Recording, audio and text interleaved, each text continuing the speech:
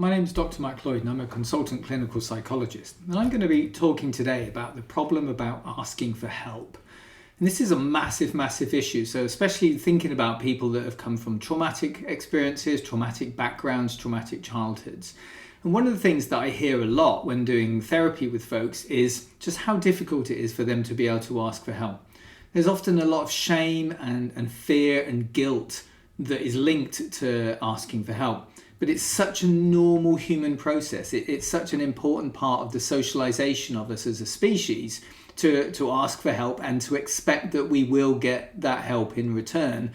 And it doesn't have to be done on a conditional basis. So asking for help from somebody is different from buying help from somebody, which is a totally different process. So we're talking about just asking someone to give you a hand as and when needed, because let's face it, there's always going to be a time in life when you do need help. Like, we're not designed to be isolated kind of beings that sort of exist in this kind of in a bubble. We're designed to be out there, we're designed to be part of socialization, and we're designed to need help, because there's nothing that we can do all the time, every time, really, really well without some help. And some of the problems that people get into is that they fear that they're going to be a burden, they fear that they're going to get rejected, and they fear that they might be, say, humiliated simply for asking or laughed at. And actually, when we track back the cause of some of these sort of worries and concerns, it's often in what I would call a toxic childhood. So a child grows up in an environment where whenever their needs were being expressed, they're either being ignored or, worst case scenario, they're being punished or threatened, told off simply for asking for help. And what ends up happening is that child then suppresses the need to ask. It doesn't mean that they no longer need the help. They might find other ways of helping through, say, avoidance or dissociation or whatever it might be. But the need to express that just has to be sort of pulled back and held away from other people. So the child learns over a period of time not to ask for help.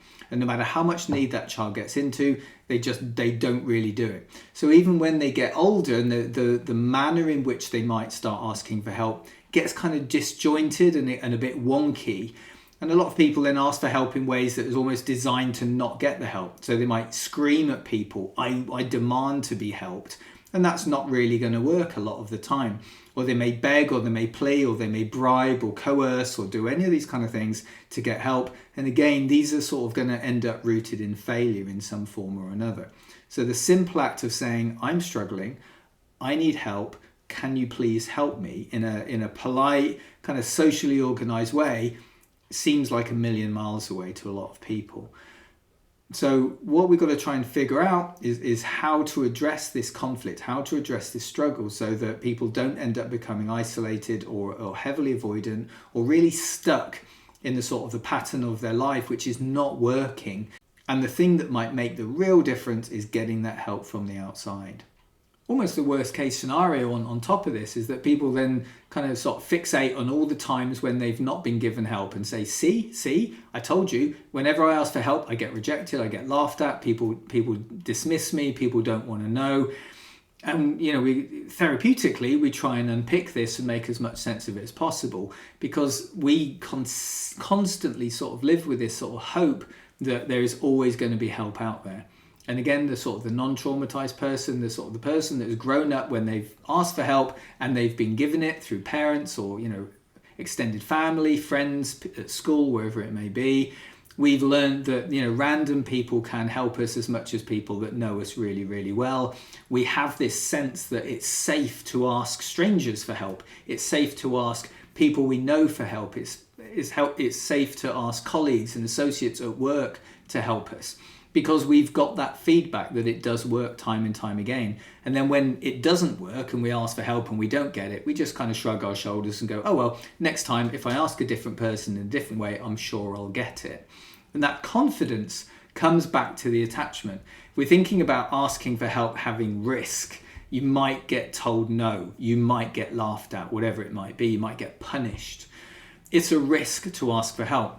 And if you've had a sort of a normal childhood, a securely attached childhood, that risk is acceptable. It's okay, because taking risks is part of our natural desire for exploration in the world. But in order to explore the world, we need a safe base from which to explore from. This is the essence of attachment theory, and I'd encourage anyone to read the works of Bowlby and Ainsworth if they really want to understand about the safe basis of exploration and attachment.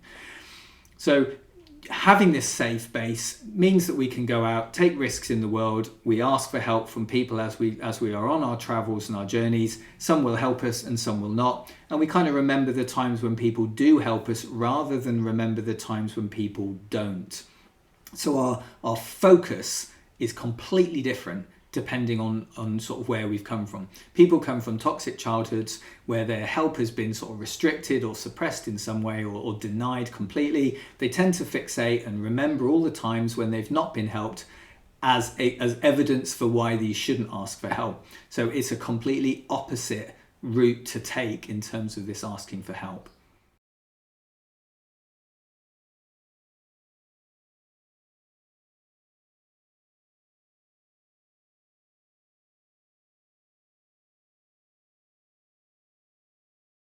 And if we break it all down, what we end up with is a person who started life not being given help, not being encouraged to ask for help. So they become adults who then find it very, very difficult to ask for help. And when they do ask for help and it gets turned down or rejected, they remember that because that is a associative memory to the pain of childhood when they were being denied help very many years ago. So what we have to do is reverse the flow of this and encourage people to take risks and ask for help. And the key to this is knowing how to ask for help and knowing who to ask for help. So it's not done on a kind of like open basis to absolutely everybody. It's focused, it's considered, and it's thoughtful. And again, I always come back to this thing that a good therapy environment where the person has sort of asked for help within that therapy and has been given help from that therapist, a lot of this is being modeled within the therapeutic world. But a good friend, a good neighbor, someone who cares and someone who understands and someone who is patient, they can really help folks know how to ask for help. And actually the irony being is that the way to overcome this fear of asking for help is to ask somebody for help in how to ask for help. And there's a ton of good advice out there. So I hope this has been a useful video. It really is about sort of breaking down that kind of shame, that guilt, that fear about asking for help in the first place, and really encouraging people to look at the possibilities around them and try and work out who might be a safe person to practice asking for help for in a very small and simple and easily met way. So thanks ever so much for watching this video. I'm really interested in reading the comments as always, and please keep subscribing or sharing any content on the channel. That's really helpful for us. And in between now and the next video, as always, please do take great care.